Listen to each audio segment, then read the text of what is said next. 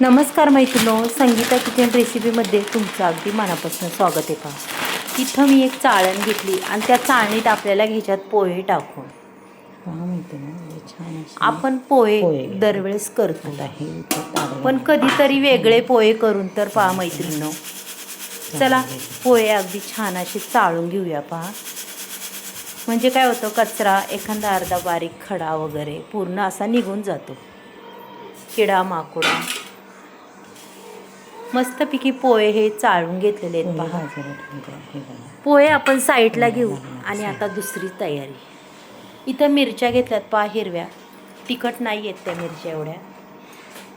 आपण याच्यात मिक्सरच्या बाउलमध्ये ह्या मिरच्या टाकून देऊ. पहा मैत्रिणी, त्याच्यानंतर आपण आहे ना आता कोथिंबीरही टाकून देऊ. हे बघा मस्तपैकी. इथं 1 इंचाचा आल्याचा तुकडा घेतला आहे. पहा मैत्रिणी, अगदीच बारीक करून त्याच्यात आपल्याला टाकायचं आहे बरं का. जेवढा बारीक टाकसान अगदी ते व्यवस्थित वाटल्या जाणार. मग अशा पद्धतीने त्याच्यात टाकून दिले. त्याच्यानंतर 1 चमचा जिरी ही सुद्धा घालणार आहे. पहा, आणि हे आपल्याला वाटून घ्यायचं आहे मैत्रिणी. पण लसूण राहिला होता, पुन्हा लसूणही वाटून घेणार आहे त्याच्यात. पहा, अगदी सगळ्या वस्तू टाकून हे वाटलेलं अशी भरड काढलेलं पाहू शकता. आता हे मी एका ताटात काढून घेते. आणि अक्षरशः एवढी टेस्ट लागते ह्या पोह्याला. कधीतरी मैत्रिणो असे वेगळे पोहे खाऊन तर पहा आणि करूनही पहा. नक्कीच तुम्ही आठवड्यातून 4 वेळा तर करसालच. एकदा जर केले तर नक्कीच करून पाहसान. चला, पूर्ण हे वाटून झालेलं आहे पाहू शकता तुम्ही.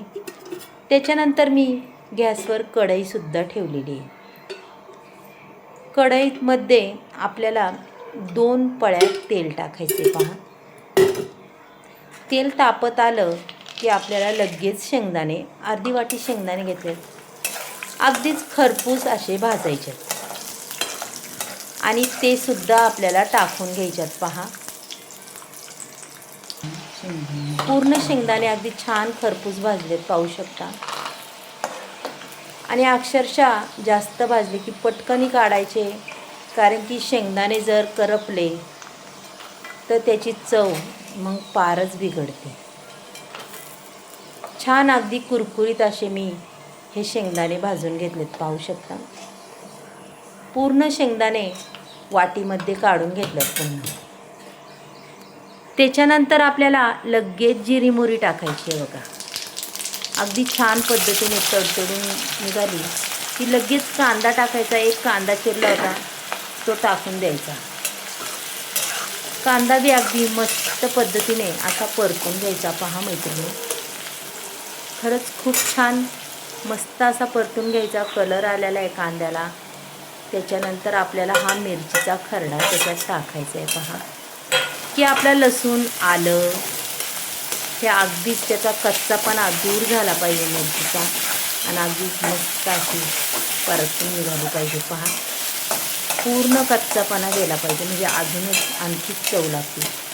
कोथिंबीर बी आपण त्याच्यात वाटून घेतली म्हणल्यावर ते चव तर अजूनच भारी लागते. पहा, आता त्याच्यानंतर मी लगेच टॅमॅटो टाकणार आहे मैत्रिणी. अर्धा टॅमॅटो घेतला आहे आणि कढीपत्ता जर असला तर तुमच्याकडं घालावर का आवडते. आता माझ्याकडे होता त्याच्यामुळे मी काही घातलं नाही मैत्रिणी. पहा, अगदी छान असं परतून निघालेलं आहे हे. त्याच्यानंतर आपल्याला थोडीशी हळद घालायची, जास्तही नाही घालायची. हळद घातल्यावर आणखीनच कलर येतो आणि छान असं मिक्स करायचं. पहा, मस्त परतून घ्यायचं. तुम्ही जेवढं ते परतसान तेवढी आपल्या पोह्याला आणखीनच छान चव लागणार. चला, आता इथं पोहेसुद्धा मी मस्तपैकी टाकल्यात. पहा, पोहे टाकल्याच्या नंतर मैत्रिणींनो आपल्याला त्याच्यात थोडंसं चवीपुरतं मीठ टाकायचं आहे. मीठ हे बेतानीच टाका, कारण की कसं आहे, जास्त जर झालं तर आपल्याला काढता येणार नाही, कमी झाल्यावर मात्र टाकता येईल. आता जसे हे पोहे हलवीन तसे अगदी छानच रंग येतो. अगदी हिरवागार मस्त असे हे पोहे होतात. पहा, पहा आता हे पोहे मी अगदी चांगल्या पद्धतीने मिक्स करून घेते.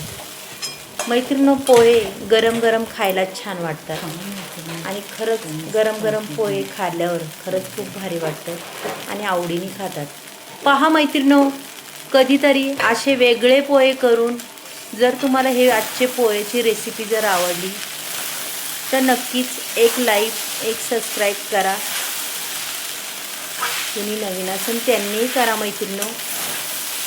आणि असे हिरवेगार पोहे एकदा तरी करून पहा.